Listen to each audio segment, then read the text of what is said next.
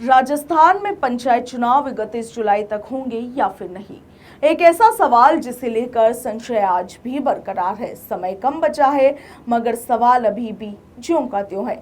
तमाम तरह की अटकलें लगाई जा रही है। कहा जा रहा है कि सरकार चुनाव एक बार फिर से आगे बढ़ाने के लिए सुप्रीम कोर्ट का दरवाजा खटखटा सकती है। वहीं अब आप देखिए कि इन तमाम अटकलों के बीच प्रदेश में पंचायत और नगर निकाय चुनावों को लेकर ग्रामीण एवं पंचायती राज्य मंत्री ओटाराम देवासी के बड़े बयान सामने आए हैं। एक मीडिया संस्थान में बातचीत के दौरान राज्य मंत्री ओटाराम देवासी ने पंचायत और निकाय चुनावों को लेकर सरकार का रुख स्पष्ट करने की कोशिश की है, मगर साथ ही उन्होंने पंचायत चुनावों में देरी के लिए पूर्ववर्ती गहलोत सरकार को जिम्मेदार ठहरा दिया है। इसके साथ ही उनका ये भी कहना है कि निकाय और पंचायत चुनाव एक साथ नहीं होने के पीछे बड़ी वजह ओबीसी आयोग है। आयोग की वजह से ही वन स्टेट वन इलेक्शन के फॉर्मूले में देरी हुई है।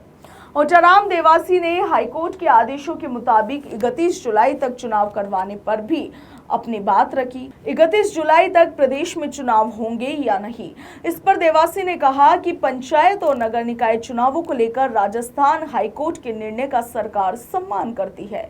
उन्होंने कहा कि पंचायत चुनाव समय पर करवाने को लेकर राज्य सरकार काफी गंभीर है और हाईकोर्ट के आदेशों की पालना के तहत प्रदेश में चुनाव भी संपन्न करवाए जाएंगे।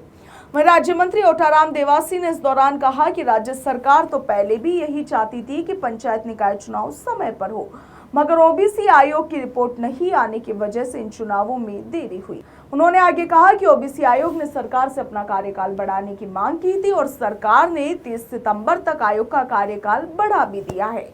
कोर्ट के आदेशों की पालना के तहत आयोग को 20 जून 2026 तक ओबीसी आरक्षण के आंकड़े देने हैं। हमें उम्मीद है कि इस बार आयोग अपनी रिपोर्ट सौंप देगा। वहीं चुनाव में देरी को लेकर पूर्ववर्ती कांग्रेस सरकार को जिम्मेदार ठहराते हुए मंत्री ओटाराम देवासी ने कहा कि प्रदेश में समय पर चुनाव नहीं होने के लिए तत्कालीन कांग्रेस सरकार जिम्मेदार है। गहलोत सरकार ने पंचायत चुनाव कई चरणों में करवाए थे और इसी की वजह से सभी जिला परिषद और पंचायत समितियों का कार्यकाल एक साथ समाप्त नहीं हो पा रहा। 1 दर्जन से ज्यादा जिलों में जिला प्रमुख और प्रधानों का कार्यकाल पहले ही समाप्त हो चुका है। वहीं आधा दर्जन जिलों की जिला परिषद और पंचायत समितियों का कार्यकाल सितंबर-अक्टूबर में पूरा हो रहा है। कुछ का कार्यकाल दिसंबर में पूरा होगा। वहीं राज्य निर्वाचन आयोग संवैधानिक संस्था है, हम उसका सम्मान करते हैं।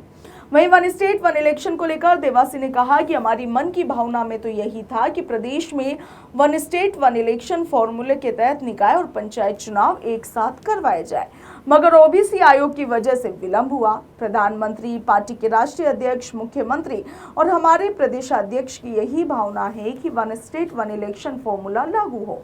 लोगों की भी यही भावना है कि एक साथ चुनाव हो जाए। बार बार चुनाव होने से बचेंगे तो बचत भी होगी और इसके साथ ही विकास कार्य भी जल्दी होंगे।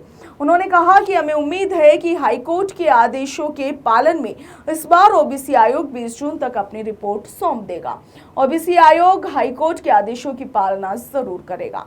गौरतलब है कि राजस्थान हाईकोर्ट की जयपुर पीठ ने 31 मई 2026 को सरकार और राज्य निर्वाचन आयोग को पंचायत और निकाय चुनाव 31 जुलाई तक करवाने के निर्देश जारी किए थे।